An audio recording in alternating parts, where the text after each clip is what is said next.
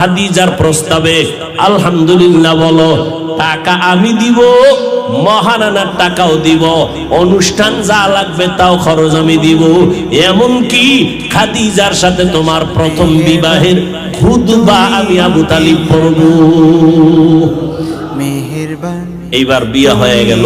আম্মাজান খাদিজা রাদিয়াল্লাহু আনহা গোটা দুনিয়াতে নবী বিধবা নারীকে বিয়ে কইরা জগতের সব নারীরে জানায় দিলেন, এই আরবের জাহেলেরা, তোরা বিধবা নারীদেরকে তোরা অপছন্দ করো, আমি বিশ্ব নবী 25 বছর বয়সে 40 বছরের বিধবা নারী খাদিজাকে বিয়ে করে দেখাইলাম, ইসলাম সারা নারীর সম্মান দিতে কেউ পারে না।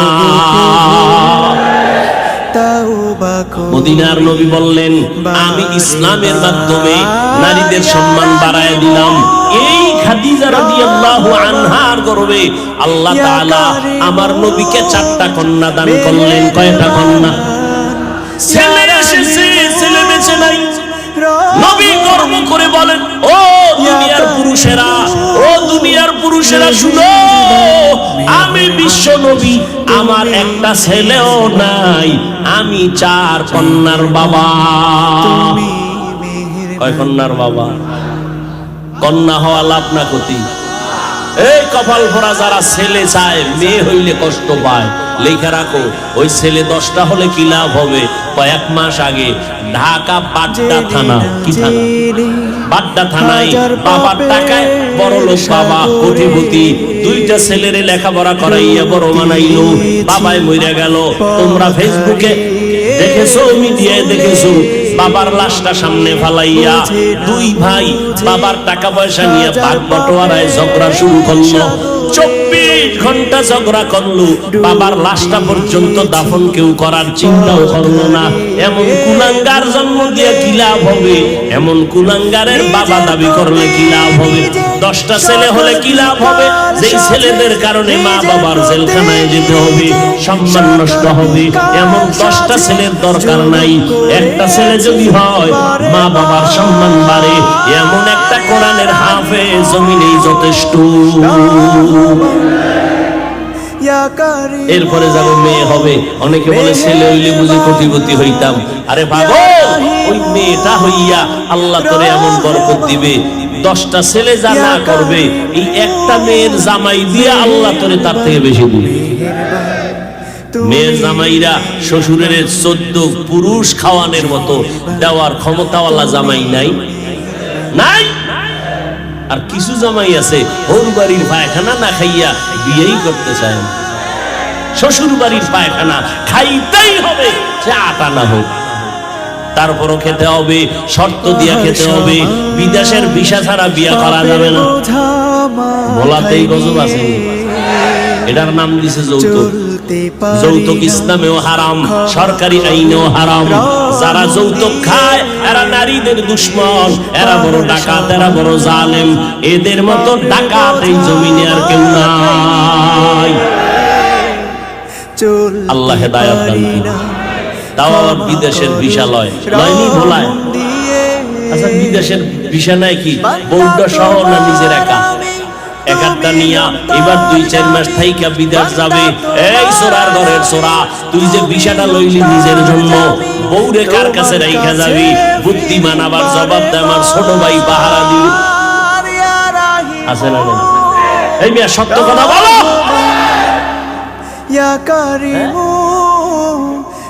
কি বিচার করেন? সব বৃদ্ধাশ্রমে ভাড়াই দিল, ঠ্যাঙের গিরাটি সাইজ করে লাইল।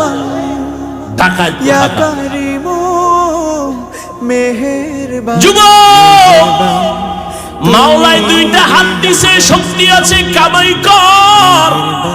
শরীরের মধ্যে জিদ কইরা বলবি, নিজ হাতে কামাই কইরা নিজ পায়ে দাঁড়াবো। আমার টাকা আমার হরু বাড়ির সব গোষ্ঠী সুদ্ধা খাবি, আব্বা আম্মা খাবি। আমি ফকিন্নির বাচ্চা না, 2 টাকা হরু বাড়ির থেকে আমি যৌতুকের নামে খাবো না। আমার টাকা খাইয়া তোরা কথা বলবি। যদি এমন সাহস নিয়ে দাঁড়াইতে পারো, জীবনে তোমার স্ত্রী মাস্তানি করার সাহস পাবে না। আর এখন যৌতুক খাইয়া বউরে সালাম দেওয়া লাগে বারবার, ঠিক নু? একটু কিছু হইলে রাগও করতে পারে না, মেজাজ গরম হয়ে গেছে। বললো গে রাগ করবে কেমনে, হ্যাঁ তো যে পায়খানা খাইয়েছে ওখানে মাথা দুর্বল, এই রাগ সারে আইয়া মসজিদের খাদেমের লোক ঠিক নেই, খাদেমের খাদেম মসজিদের ভিতরে ময়লা কেন, বেতন দেই আছে না নাই? ওই যে আমি মাঝে মাঝে বলি, এক বেচারা মাছ কিনতে গেছে, গিয়ে দেখে নদীর ভাঙ্গাস, দাম কত? 1300। কয় 30 টাকা দিবি নি? মাছওয়ালা জুতা হাতে নিয়ে কয় তোর বাবাই খাইছে জীবনে মাছ। ও এমন দৌড়, বাসায় গিয়া ঢুকে আর কয় ওর বাবাই খাইছে কোনোদিন মাছ। ম্যাডাম কয় কার বাবা? কারে কইও না, মাছ কিনতে গেলাম 1300 টাকা দাম চাইলো, জিজ্ঞাসা করলাম 30 টাকা দিবি। কত বড় বিয়াদব, আমারে কয় তোর বাবাই খাইছে, ওর বাবাই খাইছে। ম্যাডাম কই ধমকে হেনে কেন, হ্যাঁ না দিবা? কয় হ্যাঁ দিলে চামড়াটা তুললে ফেলাইতে জুতার বাড়ি দিয়ে। পরাজিত সৈনিক আছে না নাই? हकीकत से तू दुनिया बेखबर है, दुनिया की नुमाइश पर नजर है। नमी गुयम के आज दुनिया जुदा बाश, बहर कारे के बाशी बा खुदाबाश। ए যুবকেরা রাগ করলি, তোর যদি মান্যত কইরেই থাও যে না ও পায়খানা খামুই, তাহলে বিয়ার আগে হাতের কবজা কেটে ফেলবি, তুই পুরুষ নামের কলঙ্ক, তোর কবজা কেটে দেওয়া উচিত। আর যদি জিদ্দি পুরুষ হও, পুরুষের মতো পুরুষ হও, আল্লাহর সাথে কসম খাইয়া মান্যত কর, জীবনে ফকিন্নির মতো কারো থেকে 1 টাকাও, বিশেষ করে শ্বশুর বাড়ি থেকে ওই পচা পায়খানা খাবি না।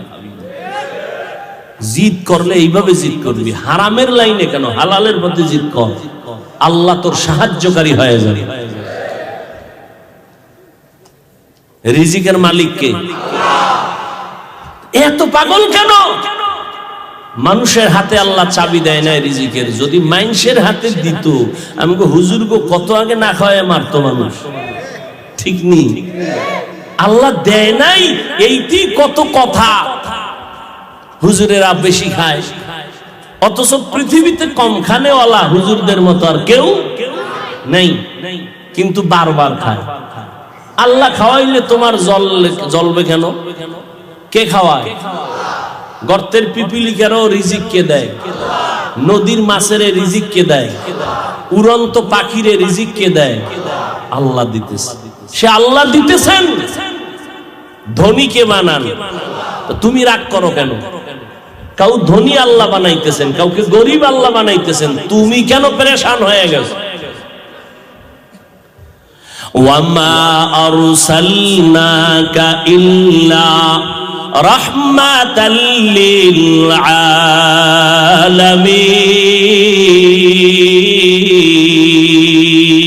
আলামিন। আর একটু আগাবো না মোনাজাতটা দিয়েই দিন? হ্যাঁ, সবাই রাজি আছেন তো ইনশাআল্লাহ? থাকবেন? কারা কারা দেখি থাকবেন না? আল্লাহ সবাইকে কবুল করেন। থাকার জন্য না না থাকার জন্য? থাকবেন যারা, তারা হাত উঠান, আল্লাহ কবুল করেন। উঠবেন না তো কেউ? হা, আম্মাজানদের নিয়ে কিছু কথা বলি, মর্যাদার কথা আম্মাজানদের।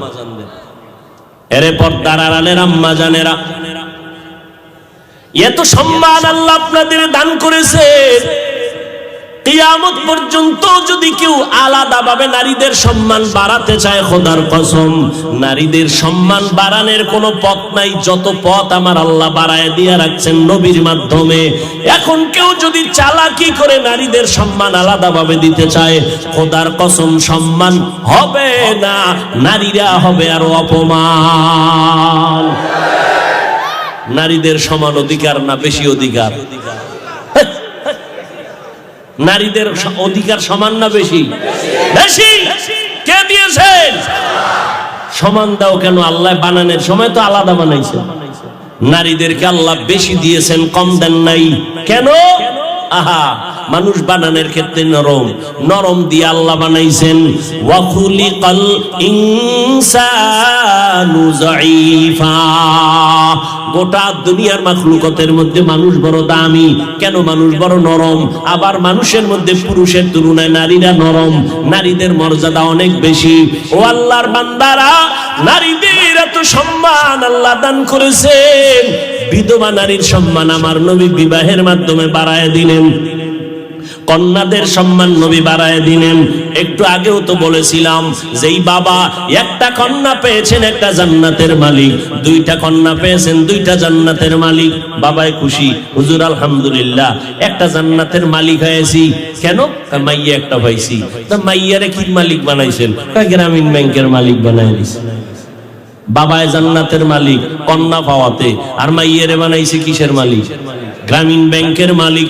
না না, ক্বালান নবী সাল্লাল্লাহু আলাইহি ওয়া আলিহি ওয়া সাল্লাম, মান উলিদা লাহু ওয়ালাদুন ফাল ইউহসিন ইসমাহু ওয়া আদাবা ফাইযা বালাগা ওয়া লাম ইউজাওবিজ فإن بلغ ولم يزوج فأصاب اسما فإنما اسمه على أبيه أو كما قال النبي عليه الصلاة والسلام।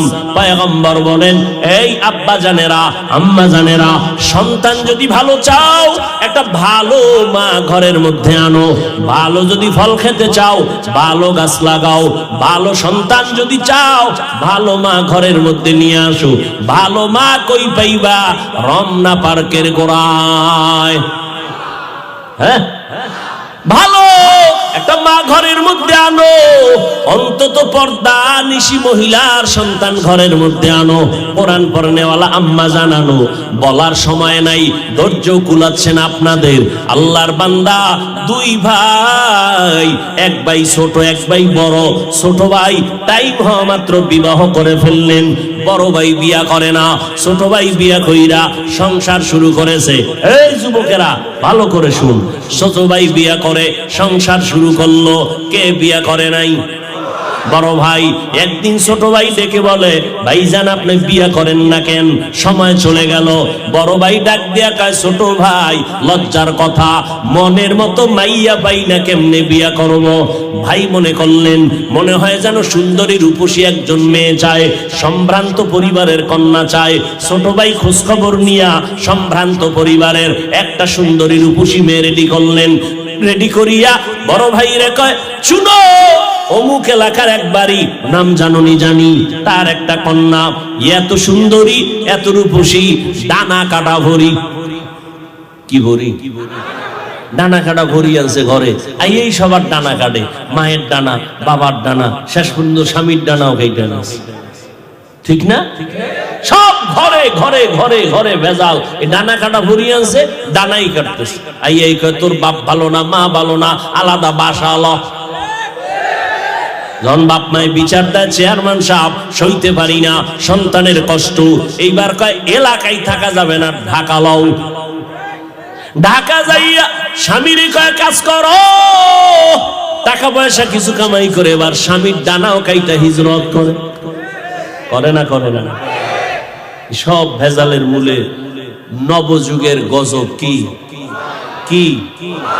মোবাইল। ও আল্লাহ, এই মোবাইলের গুনাহের থেকে আমাদের হেফাজত করিন। বাবাই খুব গুণগান গায়, হুজুর চিনেননি আমারে? হ্যাঁ, মোটামুটি দেখা হয়েছিল।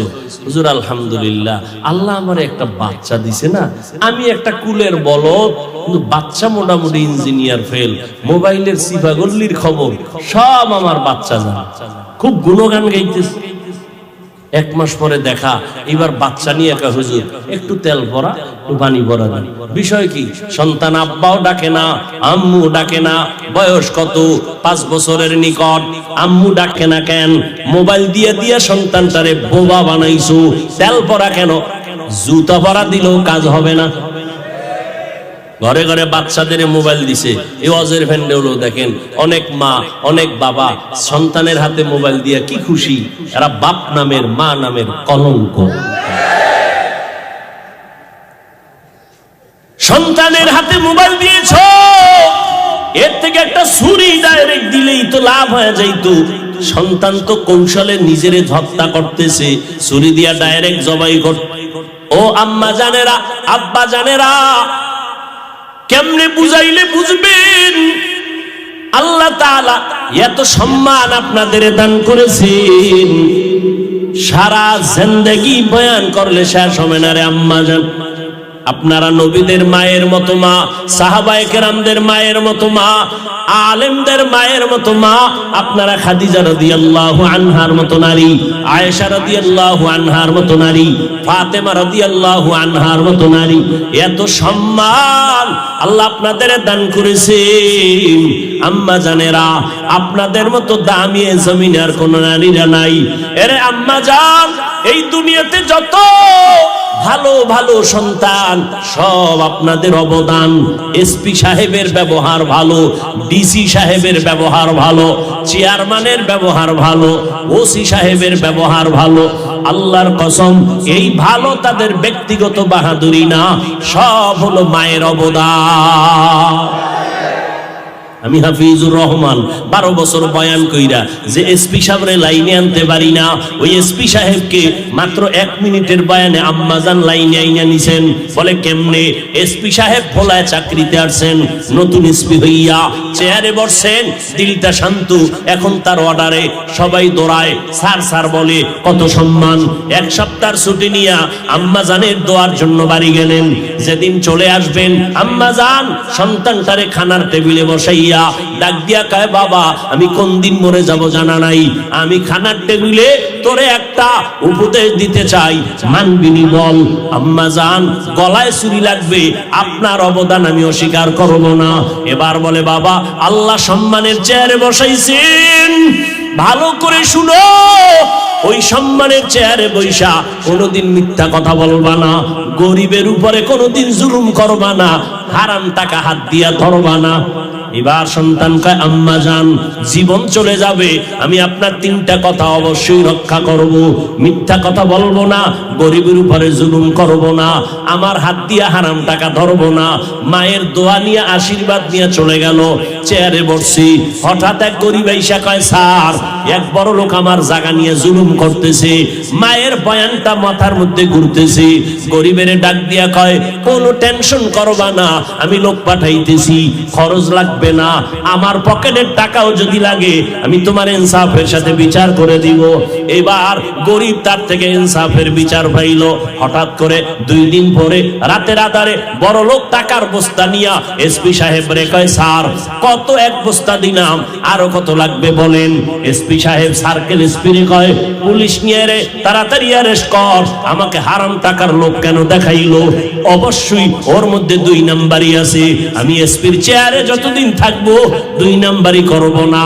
এই এসপি সাহেব রে আমি মাওলানা বয়ান করে এত কন্ট্রোলে আনতে পারি নাই, আম্মা জানের অবদানে এত কন্ট্রোলে আসছে।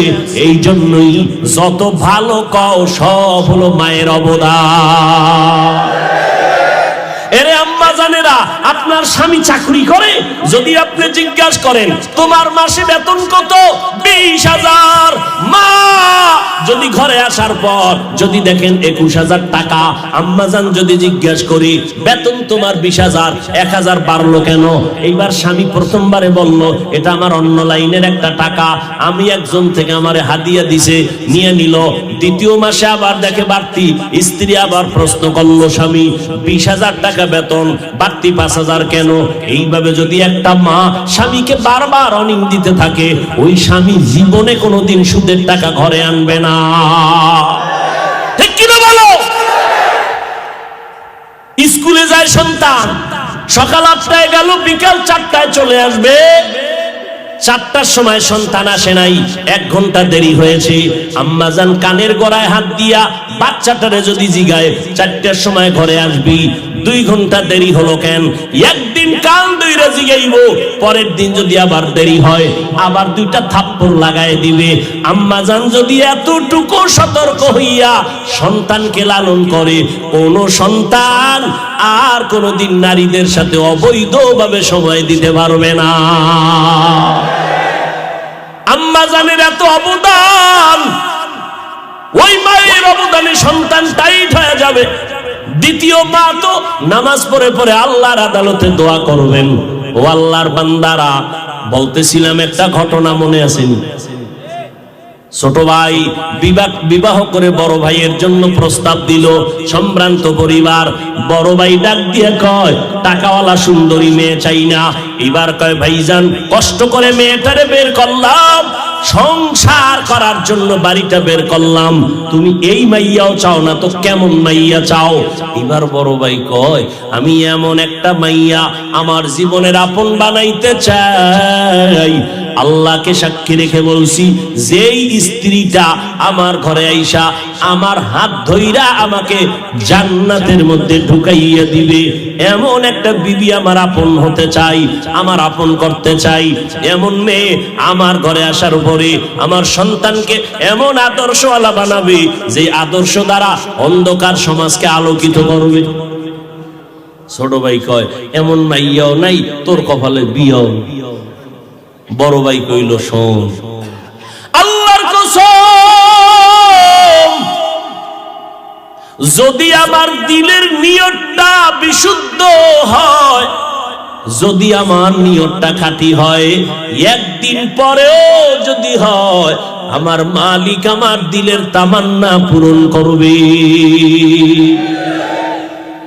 যুবকেরা ধৈর্য নেই, বিয়ার বয়স হয় নাই, 10টা মাইয়ার জীবনের উপর আক্রমণ করছো, তোর কপালে বিয়া নাই। যদি থাকে, বউ আসবে না, জল্লাদ আসবে। জল্লাদ, এক জল্লাদ তোরে জুতা দিয়া বাইরে 10 মাইয়ার জাল মিটাবে, লেখা রাখিস। কত ধানে কত চাল টের পাবি সেদিন, পাপে ছাড়ে না, লেখা রাখ, লিখে রাখ। আর এর পেছনে মা বাবারও দুর্বলতা কিছু আছে, আল্লাহ হেদায়েত দান করুন। এ যুবক, পাও দুইটা ধরলে কি লাইনে আসবি বল? আল্লাহর সাক্ষী রেখে বলি, আমি নিচে নাই না, তোর পাও ধরতে রাজি। তুমিও মুসলমান, আমিও মুসলমান, তোমার ধর্ম আমার ধর্ম এক না আলাদা? তোমার আল্লাহ আমার আল্লাহ, তোমার নবী আমার নবী, তোমার কাবা আমার কাবা, তোমার কোরআন আমার কোরআন, তোমার কালেমা আমার কালেমা, সব এক।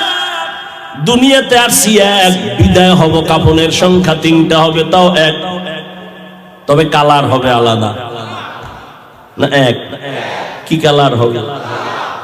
লেখা থাকবে, এটা বড় হুজুরের লাশের কাফন, সব একাকার হয়ে যাবে। আজকে বক্তা হইয়া ভাব দেখাইতেছি, কাফনের প্যাকেট হয়ে গেলে সব ভাব শেষ।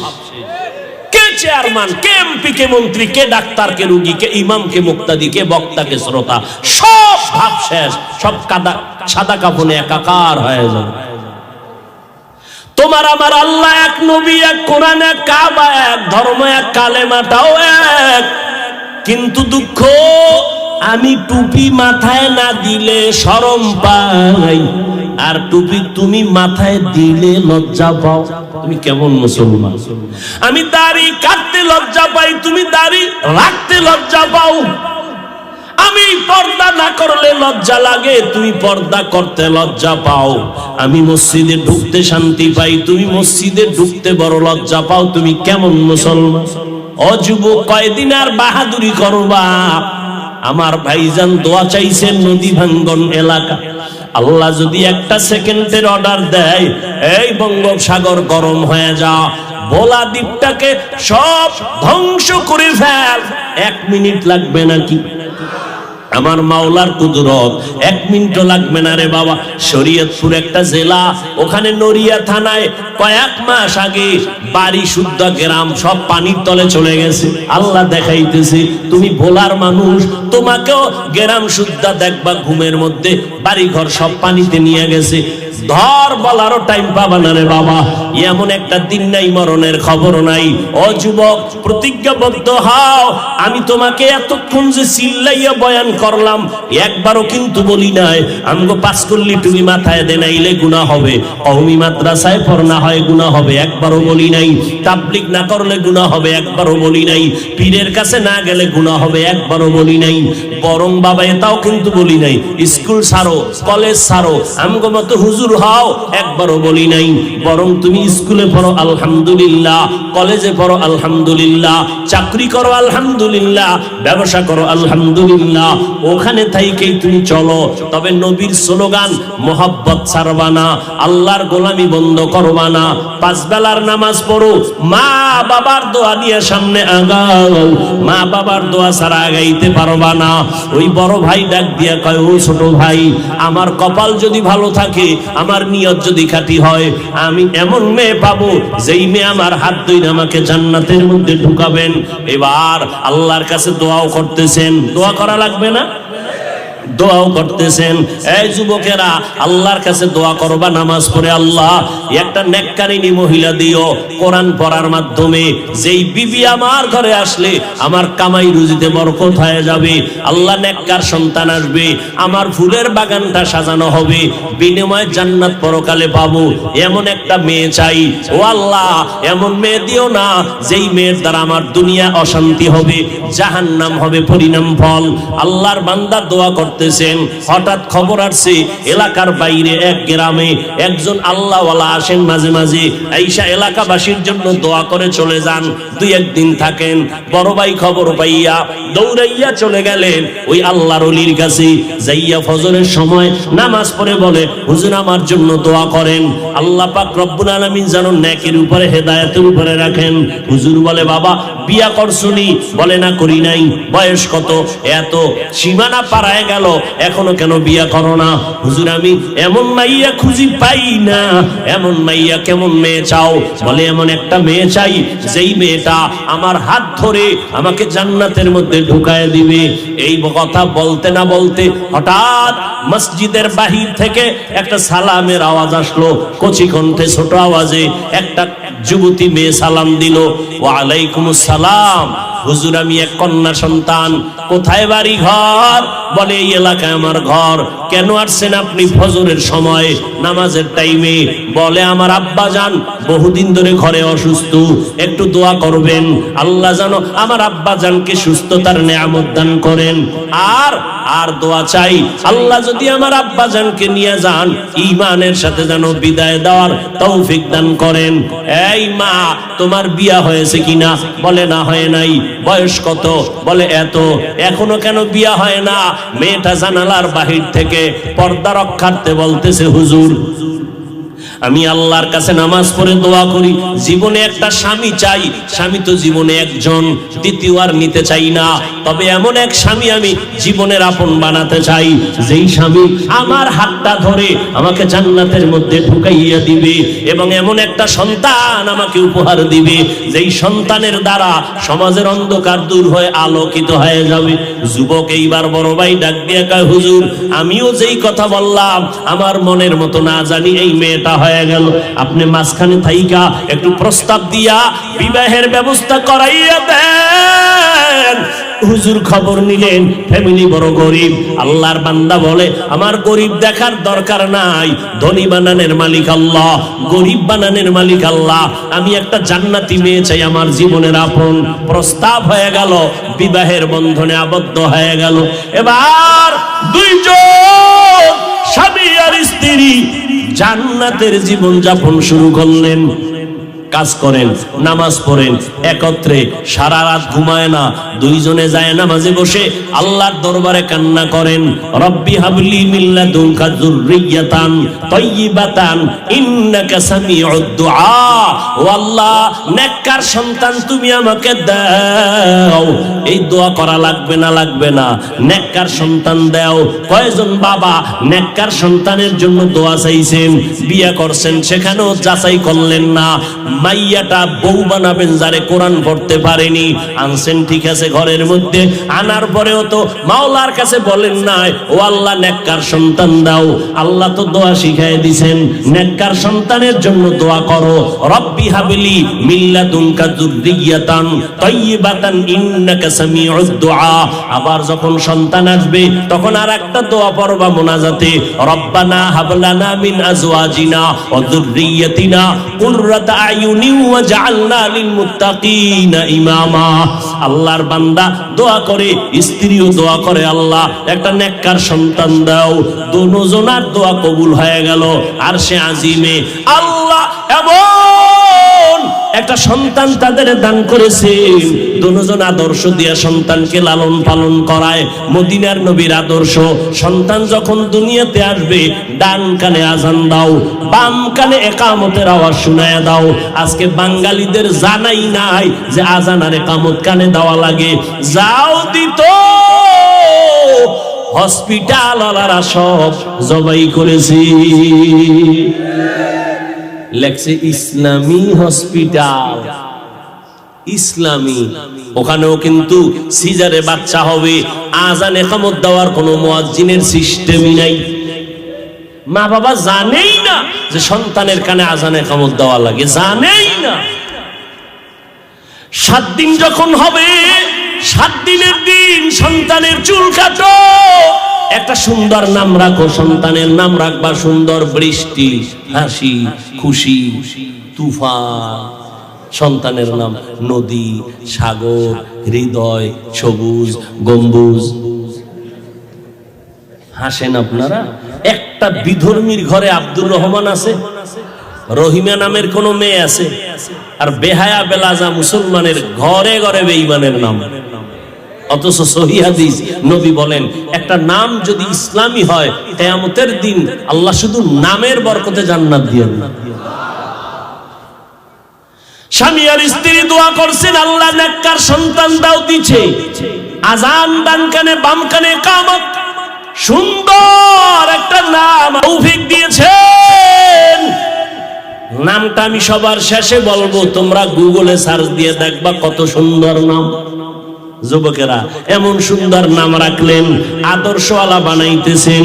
মা ইমাম গজালি বিশ্ববরেণ্য দার্শনিক, বড় বুজুর্গ আল্লাহওয়ালা, তিনি বলেন প্রত্যেকটা বাচ্চার জন্য মা হলো প্রাথমিক শিক্ষিকা। মা যা শিখাবে সন্তান তাই শিখবে। এরে আম্মা জান, আমি হাফিজুর রহমান অহংকারের জন্য বলি না, বুঝাবার জন্য বলি। ছোটবেলা আম্মাজান কোরআন শিখাইছেন, ছোটবেলা থেকে আম্মাজান আমাকে গজল শিখাইছেন। সেই ছোটবেলা থেকে গজল শিখছি, আম্মাজানের সেই গজল শিখতে শিখতে বড় হয়েছি। হে খোদা দয়াময় রব্বুল আলামিন,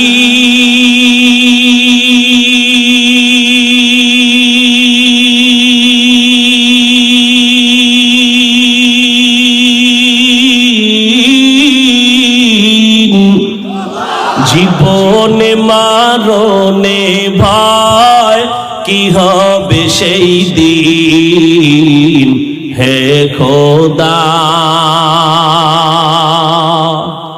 দরাতে আসিয়াজি বড়ই অসহায়,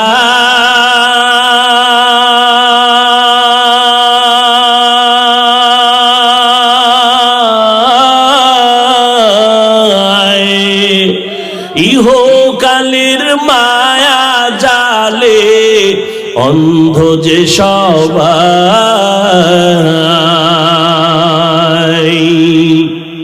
দাও হেদায়াত মুক্তি দাতা, দাও হেদায়াত মুক্তি দাতা, গফুরুর রহিম,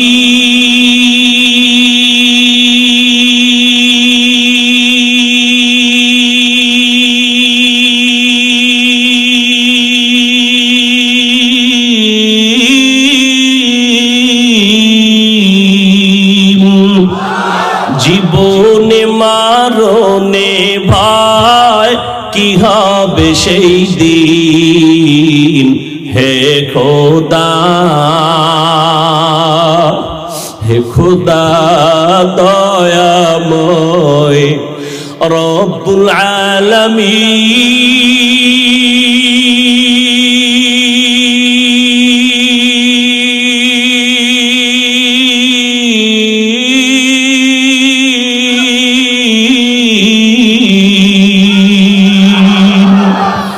জীবনে মরণে ভয় কি হবে সেই দিন হে খোদা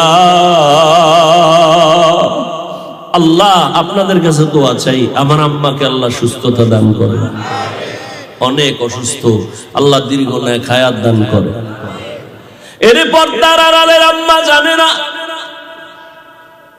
ইমাম গজালি বলেন সব বাচ্চাদের জন্য মা হলো প্রাথমিক শিক্ষিকা যেই মা নামাজি দেখবেন ওই ছোট্ট বাচ্চা মা যখন আজান শুনে ওযু করে বাচ্চা ওযু বানায় দেখছেন নি কারবার বাচ্চাটা ওযু বানায় মা ওযু বানাইতে গিয়া চেহারাটা ধোয় বাচ্চা তো বুঝে না পুরো গোসল কইরা ফেলায় মুখ ধুইতে গিয়া জামা ভিজায় ফেলাইছে আম্মা জান যায় নামাজ বিছাইয়া নামাজের মুসাল্লায় দাঁড়াইছে ছোট্ট বাচ্চাটাও গিয়া মায়ের কাছে কিনারায় দাঁড়ায় গেছে আম্মা জান বুকে হাত বেঁধে সূরা ফাতিহা পড়ে ঠোঁট নাড়ায় বাচ্চা তো বুঝে না মা কি পড়ে বাচ্চাটাও মায়ের ঠোঁটের দিয়ে তাকায় তাকায়ও ঠোঁট নাড়ায় আম্মা জান যখন রুকুর মধ্যে যায় বাচ্চাটাও রুকুর ভিতরে যায় আম্মা জান যখন সিজদায় গেল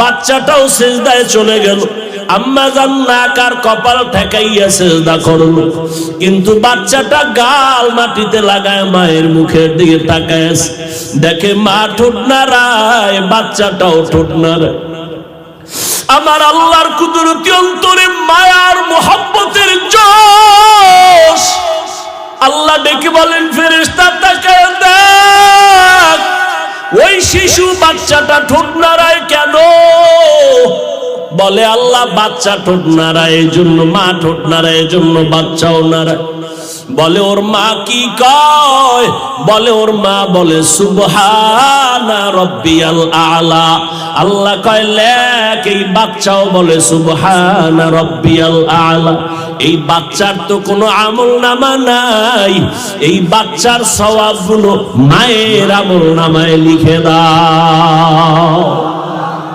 ও পর্দার আড়ালের আম্মা জান আল্লাহ সন্তান দিয়েছেন ওই সন্তানকে আদর্শ মানুষ বানাইয়েন ডাক্তার বানাবেন বাধা নাই তবে কোরআনওয়ালা আদর্শের ডাক্তার বানায় যাইয়েন সন্তানের ব্যবহারে যেন আলেমরা কষ্ট না পায় সন্তানের আচরণে যেন মুরব্বীরা কষ্ট না পায় সন্তানের ব্যবহারে যেন কোনো বন্ধু বান্ধব কষ্ট না পায় আম্মা জান একদিক দিয়ে সন্তানকে বুঝাবেন আবার নামাজ পড়ে দোয়াও করবেন আরে আম্মা জান আল্লাহর কাছে দোয়া করলেন সন্তানকে আদবওয়ালা বানালেন নবীর আদর্শে সন্তান বড় হয়ে গেছেন ওই স্বামী আর স্ত্রী দোয়া বন্ধ করে নাই একদিক দিয়ে বুঝায় খানার বেলায় দস্তারখানে আমল শিখায় দিলেন হাত কেমনে ধুইবে শিখাইলেন সুন্নতের আমল শিখায় আস্তে আস্তে সন্তান বড় হয়ে গেল আল্লাহ তাকে এমন ক্ষমতা দান করলেন সিরিয়ার জমিনের মধ্যে জালেমের আক্রমণ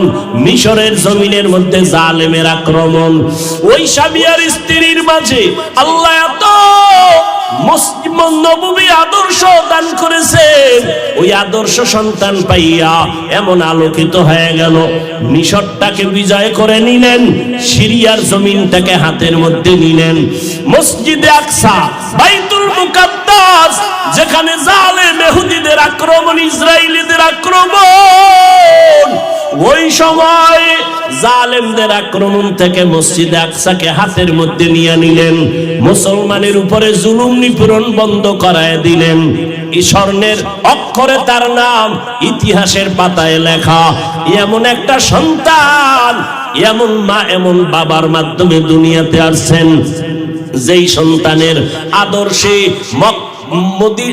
মিশর এবং সিরিয়া বাইতুল মুকাদ্দাস হাতের মধ্যে চলে আসলো, মুসলমানের বিজয়ের স্লোগান, ওই সন্তান আর কেউ না। ইতিহাসের পৃষ্ঠায় গুগলের মধ্যে নাম লিখে সার্চ দাও, ওই বান্দা সুলতান সালাউদ্দিন আইয়ুবী রাহমাতুল্লাহি আলাইহি। এমন মায়ের সন্তান, এমন বাবার সন্তান সুলতান সালাউদ্দিন আইয়ুবী মিশর হাতে নিয়েছেন, সিরিয়া হাতে নিয়েছেন, বাইতুল মুকাদ্দাস হস্তগত করেছেন, জালিমদের দাঁত ভেঙে দিয়েছেন। সালাউদ্দিন আইয়ুবী ইতিহাস এত সুন্দর, এই সন্তান মা বাবার অবদানের কারণে এত সম্মান, এত অর্জন, এত সুনাম। ও মা বোনেরা, ও যুবকেরা, এখনো সময় আছে। বহেলায় হারাইয়া কতদিন কাটাইবা, মাওলা দরজা খুলে রাখছেন, তওবা করো। ও আল্লাহ, আমি তো সালাউদ্দিন আইয়ুবী না, তবে তুমি তো সালাউদ্দিন আইয়ুবীর মালিক, তুমি আমাকেও তো পারো। আমি আজকে থেকে তওবা করে নিলাম। জীবনে মায়ের কথা অমান্য করেছি, মা বাবাকে কষ্ট দিয়েছি, আলেম ওলামার বিরোধিতা করেছি। আমার বিরোধিতার দ্বারা আলেমদের ক্ষতি তো হয় নাই, বরং আমার নিজের ক্ষতি হয়ে গেল। আলেমদের বর্ত আমি নিজে ধ্বংস হয়ে যাচ্ছি। ও আল্লাহ, শয়তানের ধোকায় পড়ে অপরাধ করেছি, আজ থেকে তওবা করতে চাই।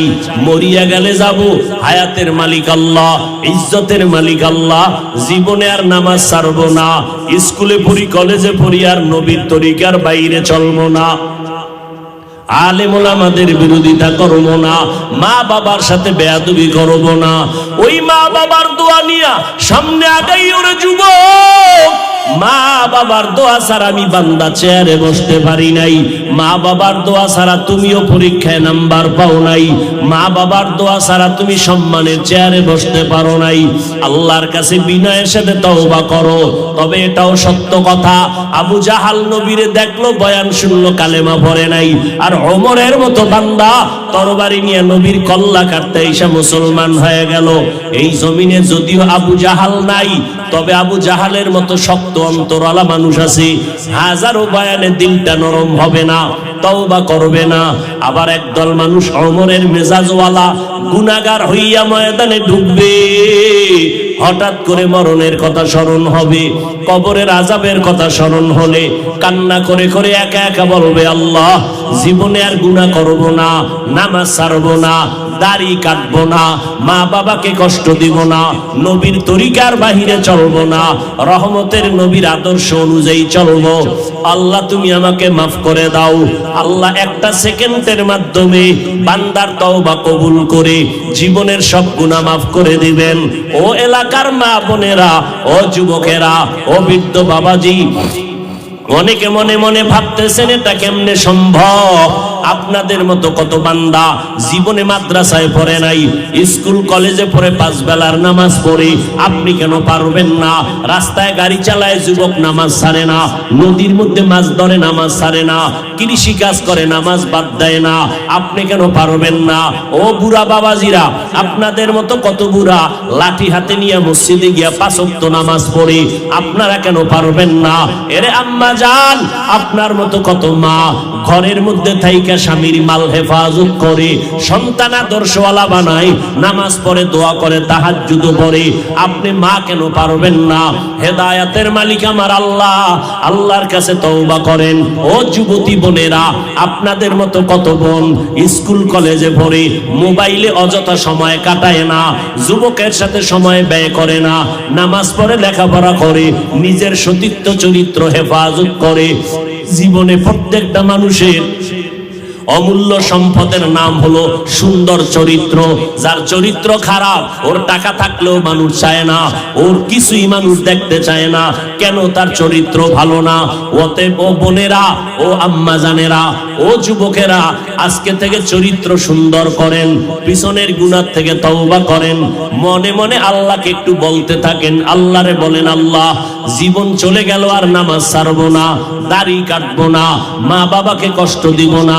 ও উলামায়ে কেরামের বিরোধিতা করব না, দেশের বিরুদ্ধে জাতির বিরুদ্ধে ষড়যন্ত্র করব না। তওবা করার মতো যদি নিয়ত হয়, অন্তরে যদি মুনাফিকি দুর্বলতা না থাকে, খাঁটি তওবার নিয়ত যাদের আছে, দুটো হাত আমার আল্লাহকে দেখাইয়া দেন। আয় আল্লাহ, হাতগুলো কবুল করে নেন, তওবা কবুল করে নেন। তওবার উপরে মজবুত হইয়া